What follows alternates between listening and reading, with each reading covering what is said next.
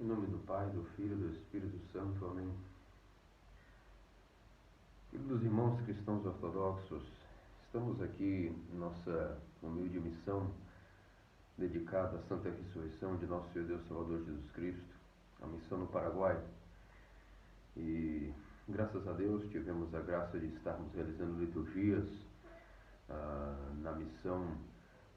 da cidade de Itaguá, no Paraguai. E, portanto, estamos ausentes durante um tempo no território brasileiro. E o último sermão foi gravado em espanhol, nesta mesma capela. Porém, o que se passou foi que, devido a problemas de multimídia, o áudio não saiu muito bem. E pessoas que acompanham o nosso canal nos reclamaram que certa parte, especialmente no minuto 24 a 27, não se escuta muito bem o que realmente estamos aí dizendo. E como nos gostamos de fazer as coisas de maneira bem feita, resolvi tomar um tempo, agora sexta-feira, e regravar o sermão, primeiro em português, que mais pessoas no Brasil poderão entender, e ao mesmo tempo vamos compensar essa falha aí mecânica, pelo fato de que o sermão ficou mal gravado na questão de auditiva. E por isso, meus amados cristãos ortodoxos, aqui estamos novamente reunidos, a fim de tratarmos, portanto, do tema do domingo, que passou, o domingo de Todos os Santos. Nossa Santa Igreja preparou o ciclo litúrgico de tal maneira que tudo se encaixa e vivemos a culminação de tudo que vivemos desde de 100 dias atrás, quando estávamos preparando para aquilo que era, primeiramente, a paixão de Nosso Senhor através dos 40 dias da Quaresma, depois dos 10 dias, ou seja, a semana realizada, determinada para aquilo que é a Semana Santa, em preparação para a ressurreição do Senhor. Depois, todos os 40 dias em preparação à sua ascensão, os 10 dias da ascensão até o Pentecostes. Todos esses 100 dias, essa centena de dias, um terço do ano, foi dedicado, reservado, para exatamente estarmos agora concluindo o destino e a culminação de todo esse ciclo litúrgico, que significa um terço de nosso ano, que foi justamente chegar ao auge daquilo que era esta preparação, o domingo de Todos os Santos. E o que significa o domingo de Todos os Santos? Significa justamente que toda a igreja, que é, ou seja, a definição por excelência de uma igreja, é que ela tem que ser, se é igreja, uma fábrica de santos. Então, se a igreja recebeu no penúltimo domingo aquilo que era o Pentecostes, ou seja, a graça do sacerdócio, no qual o Espírito Santo veio dar à igreja a capacidade de fabricar santos através do dom que foi lhe dado, que é o dom do sacerdócio, e de manejar os mistérios para os fiéis. Então, se é verdade que a igreja recebeu o dom dos mistérios que fabricam santos, então o objetivo da igreja é fabricar santos. E é por isso que nós chegamos exatamente no domingo dedicado a Todos os Santos, onde nós vimos que aquilo que nosso Senhor teve desde sua encarnação, a condescendência do Pai em enviar o seu Filho unigênito, ao mesmo tempo a encarnação do Verbo, a descida do Espírito Santo, tudo isso teve como objetivo, o destino de tudo, termos aquilo que é a fabricação de santos na igreja. Tudo que nosso Senhor fez em sua vida terrena, desde a condescendência do Pai, que enviou o seu Filho, a sua encarnação, a infância de nosso Senhor Jesus Cristo, a sua adolescência, o seu trabalho como carpinteiro, os seus milagres em sua pregação e vida pública, todos os seus prodígios, a sua paixão, a sua ressurreição e finalmente sua ascensão, todas tiveram como objetivo final aquilo que é a divinização da natureza humana em Cristo. Significa que toda a economia da salvação, tudo que nosso Senhor realizou, todo o projeto da Trindade, do concílio intertrinitário, do Pai, do Filho e do Espírito Santo, que decidiram como dar-se-ia a salvação do gênero humano, se deu para que a natureza humana caída de Adão fosse por fim, no auge dos tempos, divinizada. E é por isso que nós vimos muito bem, na homilia para a Ascensão, festa da Ascensão, nós vimos no domingo direcionado, no domingo de Pentecostes, que aquilo que Nosso Senhor fez individualmente em sua pessoa, divinizando a natureza de Adão em si mesmo, encarnando nela, e elevando à direita do Pai, ou seja, à direita do Pai significa a todo o esplendor e a glória do mesmo trono, no qual habitam o Pai e o Espírito. O Filho agora também sentou-se em seu trono, que nunca foi deixado segundo sua natureza divina, mas agora ascendeu aos céus em corpo, e com esse mesmo corpo divinizou a natureza humana, elevando-a ao status de glorificação, tal qual possuem o Pai e o Espírito no trono da divindade. Significa que com o nosso Senhor, com sua economia da salvação, elevou este mesmo corpo caído de Adão, esta matéria caída, a um estado agora não simplesmente de imortalidade através de sua ressurreição, mas um estado de divinização, capaz de partilhar da mesma natureza, da glória do Pai e do Espírito, através do Filho, da mesma glória do trono da divindade. E esta glória, esse esplendor, essa glorificação, a natureza humana de Adão caída, agora, através do novo Adão, Cristo Jesus, participa desta divina humanidade. Esta natureza humana que outrora caiu, agora ascendeu ao céu, da pessoa de nosso Senhor, e sentou-se no trono da divindade, com a mesma glória do Pai e do Espírito, em Jesus Cristo, Filho unigênito, para toda a eternidade. Então, o que Nosso Senhor realizou em sua pessoa, veio o Pentecostes e deu à igreja o presente dos mistérios, sendo o maior dos mistérios o mistério da ordem, o mistério do sacerdócio, onde através do mistério do sacerdócio, todos os outros mistérios são acessíveis a qualquer um individualmente. Se a natureza humana em geral, de maneira geral, foi deificada na ascensão, agora através do Pentecostes, cada um individualmente, cada pessoa, cada membro pode fazer-se, cada ser humano pode fazer-se membro da igreja. E uma vez membro da igreja, através do mistério do batismo, da crisma e da Eucaristia, individualmente, cada um pode participar daquilo que o nosso Senhor realizou em sua pessoa, de maneira geral, para todo o gênero humano, para a natureza humana, que agora participa da divinização da mesma glória do trono do Pai e do Espírito. E com isso nós temos a conclusão, portanto, que aquilo que Deus é por natureza, através do Pentecostes, cada um pode tornar-se por participação individualmente da graça. O que Deus é por essência e natureza e substância, o homem pode tornar-se individualmente agora por graça, através do mistério do Pentecostes, onde a igreja recebeu aquilo que é o presente maior que Deus esperou o auge dos tempos para dar à igreja, após Cristo ascender e divinizar a natureza humana em geral. Cada um individualmente agora pode participar desta mesma divinização da natureza humana através do mistério do Pentecostes, ou seja, de participar do acesso que o sacerdócio apostólico de Cristo pode dar a cada membro que quer entrar na igreja e divinizar-se individualmente através da deificação. E, portanto, nós vimos que isso se levará alguém a, portanto, fazer-se santo, deixar que Deus, junto com ele, com sua vontade, trabalhem juntos em uma sinergia, em uma mútua cooperação, para que possam juntos trabalhar pela salvação individual de seu próprio ser, a chamada deificação, a produção de um santo. E por isso, a primeira pergunta que nos emerge nesse ponto é exatamente isso. O que significa, o que caracteriza, o que define realmente um santo? O que é que realmente, quando nós dizemos que uma pessoa é feita santa, qual é o conceito que nós estamos aqui abordando? Porque há um grande perigo de nós fabricarmos falsas espiritualidades para que nós também nos enquadremos dessas espiritualidades fabricadas e digamos a nós mesmos que nós estamos, por exemplo, nos santificando. Isso é algo muito básico e comum, que daí surge a falsa mística heterodoxa, protestante, papista, seja o que for, ou até pagã, que tem as suas noções de espiritualidade e vão enquadrar cada um em seus conceitos de divinização. Mas a Igreja Ortodoxa tem, por definição, algo muito claro que significa ser um santo. E por isso, o que significa de fato, o que define o santo?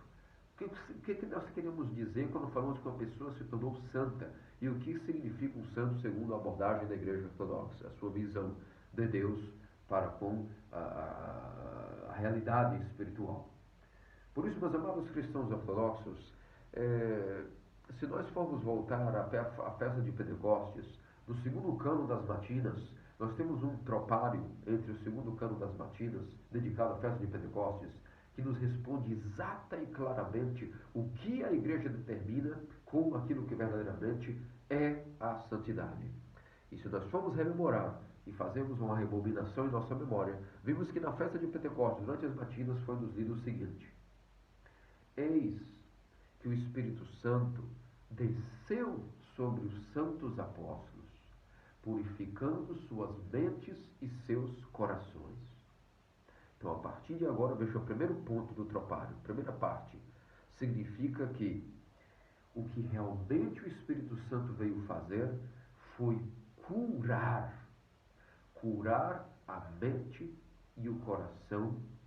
dos homens. Quando diz dos apóstolos, não se refere apenas aos apóstolos, mas através deles, a toda a sucessão de seus seguidores, os bispos, seus sucessores e, porventura, os seus presbíteros, diáconos e todos os filhos espirituais da igreja, em todas as eras, em todos os tempos, até o fim do mundo, até a conclusão dos tempos. Portanto, significa que o tropário do cânon de Pentecostes nos diz: eis que o Espírito Santo vem para curar a mente e o coração dos apóstolos. Não só deles, mas através deles, a todo o gênero humano. E, através deles, portanto, fazê-los, portanto, uma vez que sua mente e seus corações foram curados, continuou o tropário. Fazer com que a luz do Espírito Santo, que é a mesma luz que emana e procede do Pai, e do Filho e do Espírito Santo, possam vir e fazê-los vasos, receptáculos desta mesma luz, desta mesma graça. Significa, portanto, meus amados cristãos ortodoxos, que a definição por santo, segundo esse tropário de Pentecostes no cânon matinal, é que a pessoa que está sendo santificada é aquela que teve sua mente e seu coração curados, número 1. Onde, a partir do momento que sua mente e seus corações foram curados, automaticamente a luz do Espírito Santo, que é a mesma luz que procede do Pai e do Filho, pôde habitar nestas mentes e nesses corações, tornando-os vasos, receptáculos da mesma graça que participa a divindade, o trono de Deus. Aquilo que é o Pai, o Filho e o Espírito Santo, Santíssima Trindade por excelência. A ação do Pai, que é realizada, a ação do Pai realizada no Filho através do Espírito. Portanto, significa que todo aquele que é um santo é, por definição, aquele no qual Deus veio curar sua mente e seu coração, limpando esta mente e coração de impurezas, para que pudesse vir morar dentro desta mente, deste mesmo coração, fazer-se deles morada, residência e, portanto, emanar deles, insuflá-los, divinizá-los com a mesma luz do Espírito Santo, que é também a mesma luz que procede do Pai e do Filho. Portanto, todo o objetivo que nós entendemos como a economia da salvação, para poder formar uma pessoa como um santo, significa uma pessoa que foi curada da mente e do coração. E quando dizemos curados, portanto, que passaram por uma terapia, porque a igreja não é um tribunal, a igreja não é uma inquisição,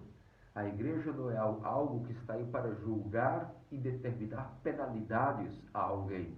mas sim um hospital espiritual que cura a mente e o coração, da chamada divina terapia da igreja ortodoxa, que limpando a mente e o coração de seus fiéis, faz com que limpos e resplandecentes essa mente e esse coração possam ser receptáculos, vasos, para que Deus possa vir morar. E, portanto, essa é a primeira definição de um santo, aquele que Deus veio curar e purificar suas mentes e seus corações e fazer deles sua morada, sua residência através da luz do Espírito Santo, que é a mesma luz do Pai e do Filho, de toda a Santíssima Trindade. E por isso, se nós temos esse chamado tão elevado de que o que aconteceu conosco foi que Deus veio morar em nós, é óbvio que nós temos que ter uma grande resposta a esse grande chamado de ser um cristão ortodoxo. E é por isso que agora eu vos trago os escritos de São Macário Grande, que em suas homilias espirituais nos dá, portanto, a grande outra definição do que é ser santo. Se ser santo é alguém que Deus veio limpar, curar, tratar, para depois morar nele, então quais são os frutos que se espera de uma pessoa que Deus veio nele morar? Se o fruto se o presente e o dom que recebemos do Pentecostes foi tão elevado ao ponto de significar que Deus veio morar em nós, isso já nos denota que algo nos será cobrado de maneira elevada, compatível com esse chamado tão elevado, tão supernatural, chamada divinização do homem. Então São Macário Grande, em suas homilias, nos ensina que, de fato, em sua homilia 13, São Macário Grande nos diz o seguinte: que frutos Deus espera dos cristãos? E para termos mergulhado mais um pouco do que os santos padres nos definem como alguém que é santo, assim São Macário nos diz: todas as coisas que são vistas foram criadas por Deus, e Ele as deu aos homens para refrigério e usufruto, júbilo. E Ele deu a eles também, além disso, a lei da justiça. O que significa até aqui que São Macário Grande nos diz? Que Nosso Senhor, tudo o que criou, que foi visto, que tudo o que foi criado foi para o deleite do homem, inclusive a lei da justiça. O que é esta lei da justiça? A lei da justiça, na linguagem patrística, é essa lei da consciência, a lei natural, onde todo homem nasce já sabendo o que é certo e errado, sem que nem ninguém lhes ensine. Todos sabem muito bem que matar é algo que vai contra a consciência humana, e isso não é necessário nenhuma religião nem espiritualidade nos dizer. É um código ético universal que matar, roubar, destruir é uma coisa que é um agravo à nossa consciência. Portanto, essa é a lei da justiça, que todo ser humano nasce com ela embutida já em sua consciência. A lei da consciência, a lei natural, significa que é a lei da justiça. Mas, continua Macário Grande, desde o tempo da vinda de Cristo, Deus busca outro fruto e outro tipo de justiça: a pureza do coração, uma boa consciência, palavras doces, santos e bons pensamentos e toda a disciplina dos santos. Porque o Senhor diz: exceto que vossa justiça supere a dos escribas e fariseus, vós não podereis entrar no reino dos céus. Significa, meus amados cristãos ortodoxos, que enquanto em relação à lei da consciência, todos os homens podem viver sob essa lei e quiçá, sejam justificados e salvos por essa lei. Mas aqueles que são os cristãos, como Deus deu o dom de vir morar neles, com o Pentecostes, o fruto que se espera de nós não é o mesmo fruto que se espera dos homens comuns. Uma vez batizados, os frutos que são esperados de nós não podem ser simplesmente os frutos da justiça, da lei da consciência, mas frutos elevados. E São Macário continua: na lei está escrito: não cometerás fornicação, mas eu digo a vós, não terás nem mesmo desejo, nem tampouco terás ira. E aquele que deseja ser um amigo de Deus, ou um irmão e filho de Cristo, deve fazer algo maior que os outros homens, ou seja, consagrar o coração e a mente eles mesmos e esforçar-se em seus pensamentos para Deus. Desta maneira, Deus secretamente dá vida e esperança ao coração e confia a si mesmo, Deus a si mesmo, a ele, ou seja, este homem que confiou coisas secretas a Deus, Deus também confiará secretamente coisas a esse homem, e inclusive dará a si mesmo todo ele a este homem secretamente. Quando o homem dá a Deus suas coisas secretas, ou seja, sua mente e seus pensamentos, não ocupando a si mesmo, ou seja, para lá e para colar, para cá e para colar, não vagueando por aí, mas colocando constrangimento sobre si mesmo, então o Senhor o torna digno dos mistérios e de uma muito maior santidade e pureza, e dá a ele comida e bebida espiritual. Portanto, meus amados cristãos ortodoxos, desses escritos de Macário Grande, nós vemos que, veja que lindas palavras excepcionais de São Macário, que nos diz que quando um homem se devota a Deus e passa a ter uma vida com ele após o batismo, os frutos que são esperados dele não são mais frutos de justiça apenas, segundo a lei da consciência e a lei natural, mas sim frutos de santidade conforme a vinda de Cristo, conforme o dom que nos foi dado de Deus vir morar em nós, que são eles a pureza, a limpeza de consciência, nem mesmo ter desejos impuros, o filtro passa a ser muito mais estrito e, portanto, aquele que devota se consagra internamente o seu coração e sua mente a Deus. Esses são os frutos que são esperados dos cristãos após a vinda do Pentecostes. Consagrar seus corações e suas mentes a Deus, dando secretamente suas coisas internas a Deus, e então Deus, vendo esse esforço, secretamente também dará ao coração e mente deste homem suas coisas secretas como Deus, que será nada mais nada menos que confiar a si mesmo todo a este homem, dando a ele comida e bebidas espirituais. Significa que não há nada que a nossa mente possa calcular. Quando o homem se consagra internamente a Deus, devota-se inteiramente até as suas coisas mais secretas, até os seus desejos e pensamentos, e oferece secretamente a Deus, Deus é capaz de retribuí-lo com tipo de felicidade imperecedora que jamais a mente humana pode calcular, que jamais a nossa concepção ordinária, intelectual e cognitiva poderá conceber. Como diz São Paulo, o que os olhos não viram, o que os ouvidos não escutaram, o que o coração não sentiu, está reservado para aqueles que creem em Deus. Por isso, aqueles que devotam secretamente-se às suas coisas mais secretas e íntimas a Deus, até os seus pensamentos mais secretos, Deus também secretamente comunica ao coração e mente desse homem as suas coisas secretas, os seus deleites, não inconcebíveis à mente humana racional, comida e bebida espirituais. E então alguém pode vir e perguntar: sim, Padre Joaquim, realmente, até aqui, lindas palavras proferidas por São Macário, lindas explicações e pontuações que tu fizeste, mas sejamos sinceros, quem pode dizer que em sã consciência logra alcançar tais frutos dignos dos cristãos?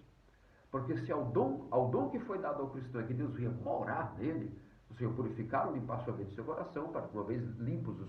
os corações e as mentes, Deus possa vir habitar neles através da luz, que é a mesma graça criada que procede do Pai e do Filho, através da mesma graça do próprio Espírito.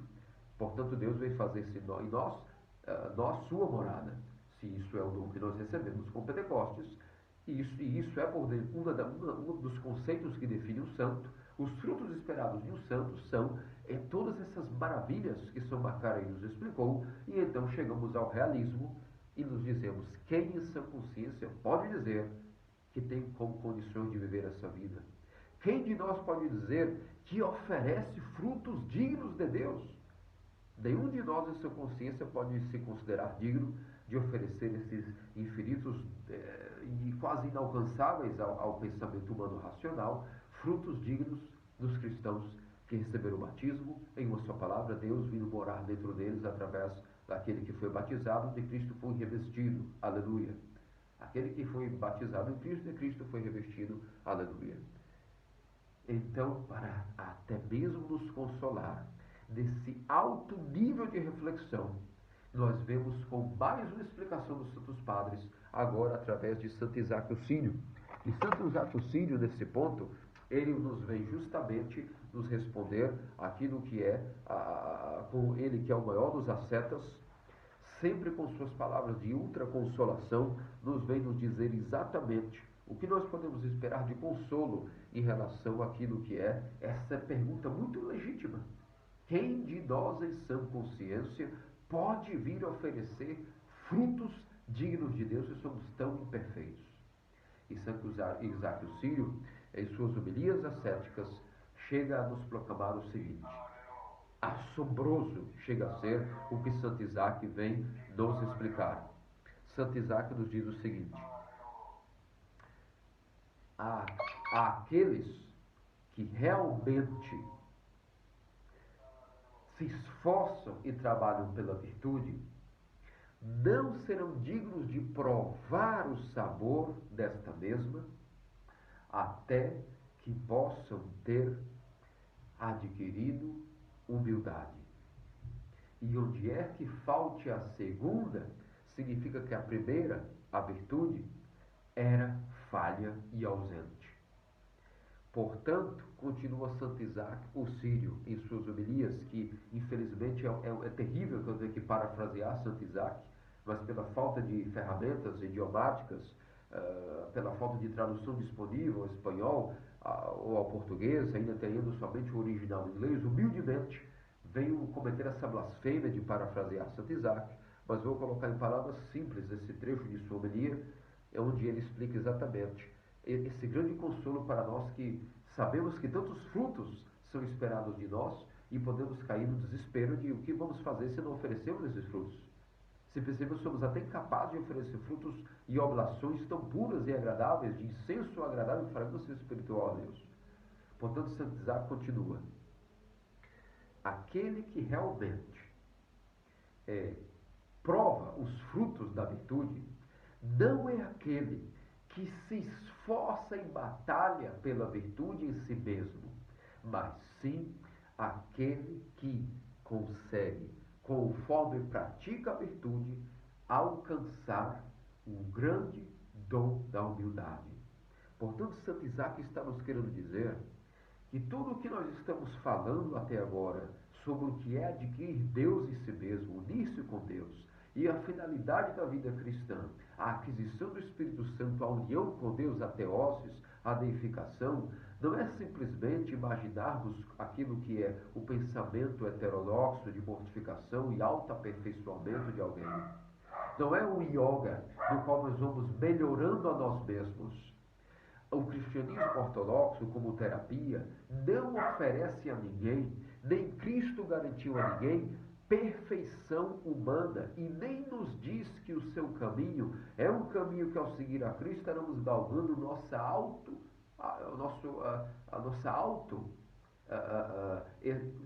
esforço em estarmos constantemente praticando um aperfeiçoamento pessoal. E isso nós temos a prática dos estoicos.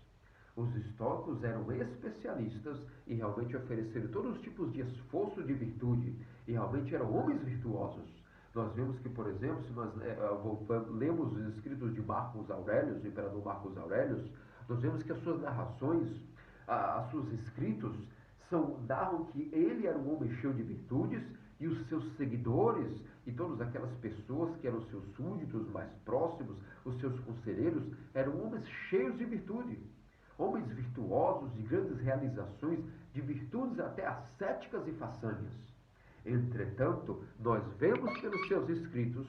que, conforme se dedicavam a essas virtudes,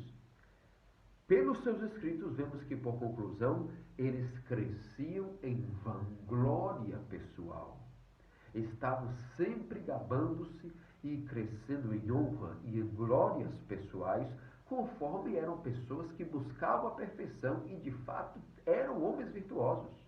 Lemos esses escritos dos estoicos, ou de pessoas da época do imperador Marcos Aurelius, e vemos que todos eles eram pessoas com N virtudes. Entretanto, o resultado disso era sempre uma vanglória e autoestima pessoais. Mas Santo Isaac o Sírio nos consola de maneira abrupta, dizendo: aquele que é o praticante da virtude só virá provar os frutos desta mesma santa virtude quando possa alcançar a humildade. E onde falta a segunda, e onde alguém está errado em perseguir a segunda, já há falta da primeira. Significa, novamente, que aquele que continua praticando a virtude, ou seja, as virtudes ascéticas, segue os mandamentos, praticando a virtude, mas na verdade o seu fruto não é diretamente a aquisição da humildade. Significa, portanto, que toda essa prática da virtude, na verdade, é errônea e não está levando a nenhum fruto essencial, senão ao orgulho e ao fracasso espiritual. Mas aquele que expressa o seu desejo de unir-se com Deus, esforçando-se, oferecendo a Deus o desejo de seu coração se unir com Ele, simplesmente não que a virtude em si mesmo para ele é um fim, mas é um desejo humilde, que ele, sendo uma criatura imperfeita, sabendo que todas as suas virtudes serão miseráveis e imperfeitas, o papel da virtude na salvação de um homem é oferecer a Deus esse desejo expresso da qualidade de virtudes, ou melhor, da tentativa de tê-las, porque quem pode dizer que adquiriu alguma virtude em sua consciência? Por isso, a medida, continua Santo Isaac, a medida do progresso espiritual para o homem não é o seu esforço pela virtude, mas então, quanto praticando a virtude, possa alcançar a humildade. E enquanto não adquire a segunda, nunca poderá vir a provar o gosto e o sabor das primeiras, as virtudes. Então, meus amados cristãos ortodoxos, o objetivo da prática da virtude não é levar o homem ao autoaperfeiçoamento. O cristianismo não foi fabricado pelo Pentecoste, por nosso Senhor Jesus Cristo, para fabricar super-homens ou mulheres que cada ano tornam-se mais perfeitos em suas virtudes, que passam, portanto, a serem pessoas que buscam a autoperfeição. Para isso nós temos o yoga, o hinduísmo, a prática dos estoicos, e nenhuma dessas práticas, eu vos garanto, leva ao fim que interessa ao praticante da virtude, que não é o seu esforço pela virtude que o fará provar os frutos e o sabor destas mesmas, mas sim tanto quanto possa adquirir a humildade. Significa, portanto, que o objetivo da virtude não é crescer nelas em si mesmas. As virtudes sempre serão muito imperfeitas e miseráveis de nossa parte, mas oferecendo elas como a menos um desejo, dizendo: Senhor, sou um miserável pecador, imperfeito em minhas ações, completamente degenerado, imperfeito e pecador. Mas mesmo sendo imperfeito, essa imperfeição eu ofereço a Ti. E em lágrimas de compulsão, em lágrimas de derramamento de arrependimento diante de Ti, ofereço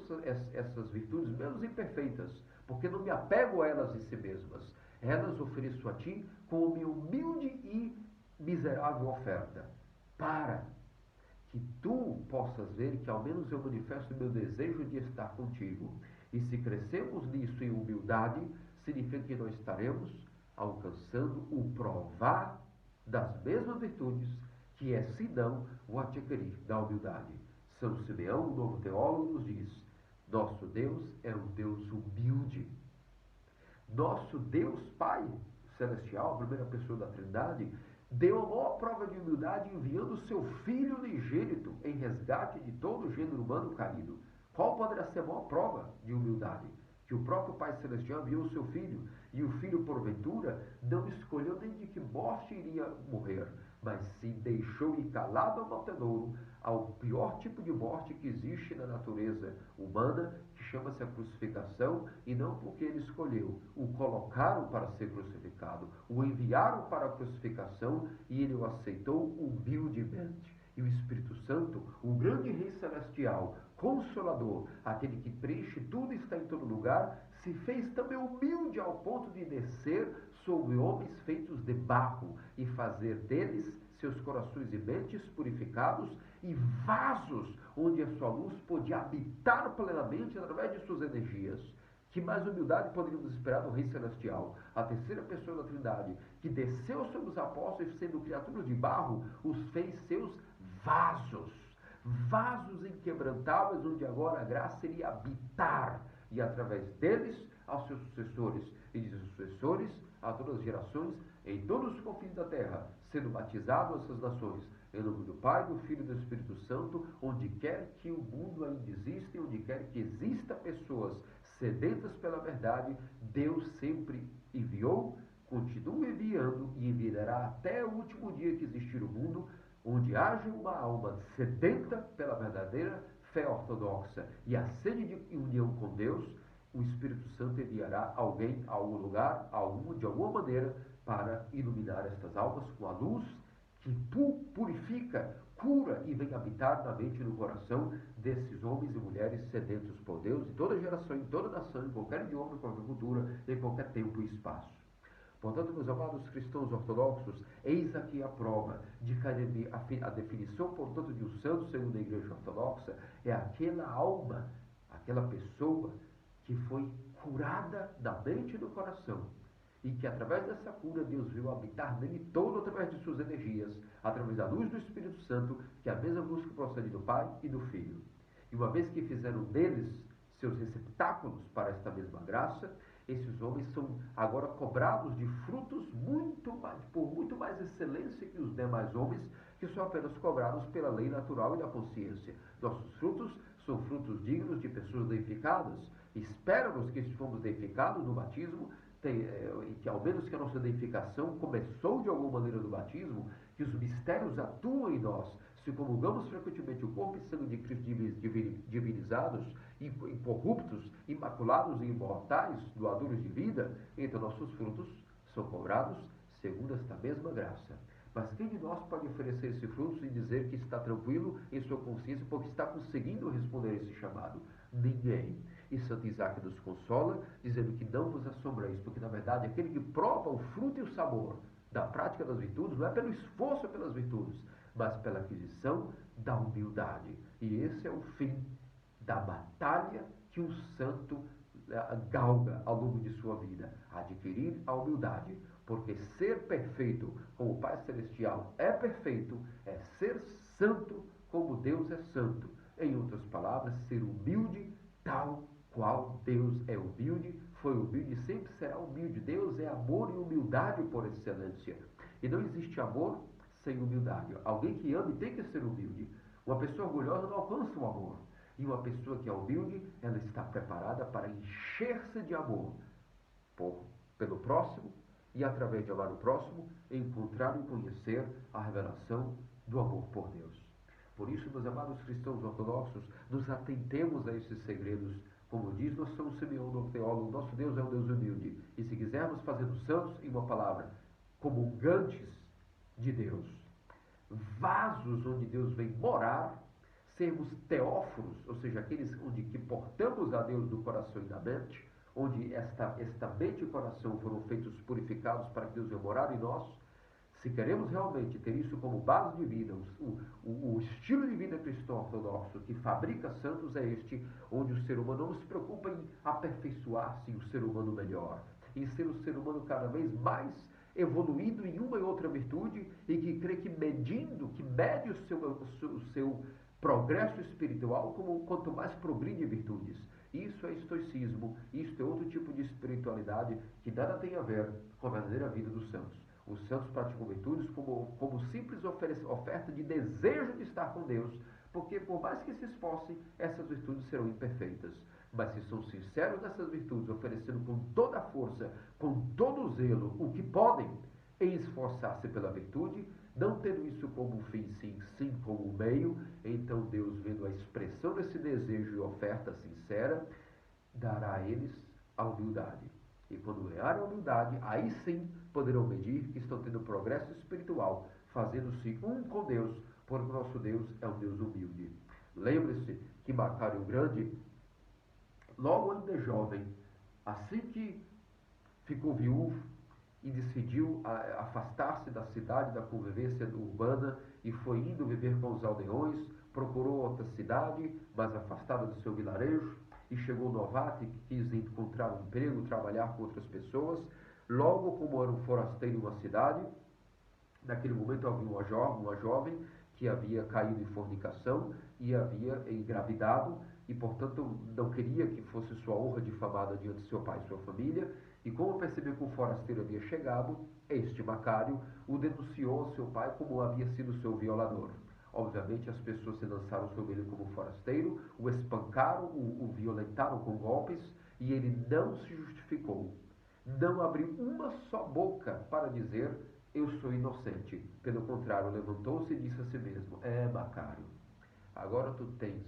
mulher e filho a sustentar. E durante 9 meses trabalhou duramente para poder sustentar a menina e futuramente o seu filho, aguentou a má fama como se fosse um violador naqueles 9 meses, e na noite em que essa cidadã, esta virgem, começou a entrar em dores de parto, Deus a puniu de tal maneira que ela teve tantas agonias que teve que sua consciência confessar a sua mentira, chamou seu pai e todos os cidadãos e confessou: este homem é inocente, eu que porque caí com outro homem e quis aliviar a minha reputação, infelizmente pequei contra o inocente. E naquele momento toda a cidade ficou tão aterrorizada pelo grau de humildade de Macário, isso muito antes de ele fazer os votos monásticos e chegar ao Alto Egito, apenas como estava ainda em seus primeiros episódios de sua busca pela verdade incriada, pelo significado do que Deus ele queria em sua vida, ainda jovem, antes de 30 anos, tinha esse grau de humildade tão elevado, e todos na cidade foram correr até ele, porque queriam já proclamá-lo santo, por tanta virtude que viam que esse homem poderia ter escondida. E ele, quando um amigo dele o avisou: ei, Macário, tu eras inocente e não nos disseste nada, todos viemos agora para louvar-te e pedir-te perdão. Ele secretamente fugiu e foi para outra cidade, tomou outro rumo, porque não queria ser louvado por ninguém, e então começou uma outra etapa, e aos 30 anos de idade depois, já era considerado pelos mesmos anciãos, discípulos de Santo Antão, velhos, de mais de 40 anos de asceticismo, já era considerado por eles, eis aí Macário, que tinha mais ou menos 30 anos de idade, o ancião dos anciãos. Os mesmos estáreos e anciãos gerondas experientes, já octogenários, consideravam Macário aos 30 anos como ancião para os anciãos, e diziam: eis aí Deus caminhando na terra. Esse era o título de Macário, porque era tão humilde ao ponto de fazer-se difamado por tudo e por todos não justificar-se, que era considerado Deus da terra. Afinal de contas, Deus é o máximo de qualquer ser que pode existir, que possa ter humildade, é Deus. E como Macário era um exemplo de humildade insuperável, era considerado pelos próprios monásticos, eis aí Deus caminhando vivo sobre a terra, Macário. Por isso, meus queridos, pelas orações de nossos santos Teóforos Padres, de todos os santos que comemoramos nesse último domingo, que também, seguindo os seus passos, possamos não querer imitar suas virtudes, não medir nossos progressos espirituais por conta de igualá-los em graus de virtude ou asceticismo, mas humildemente tentando seguir os seus passos, como exemplares que são, como testemunhas e mártires de obediência a Cristo, nós miseráveis que somos, especialmente nossa era do século XXI e geração tão pecaminosa, sem esperança de salvação e caída que somos, ao menos consolarmos nas palavras de Santo Isaac, que nos diz: o provar do sabor das virtudes não vem pelo esforço em praticá-las, nem o progresso espiritual se mede pelo esforço nelas, mas sim pelo quanto alguém está adquirindo humildade. E onde falta a segunda, a humildade, é porque nem mesmo existe a primeira, a virtude. E disso, nosso Senhor Deus Salvador Jesus Cristo, faça-nos dignos, pelas orações de Suplício, Mãe Teotocos Virgem Maria, de Santo Megalomarte Mamés de Cesareia, no qual estamos hospedados nessa humilde capela, e de todos os santos. Amém. Deus os abençoe grandemente a todos, meus queridos.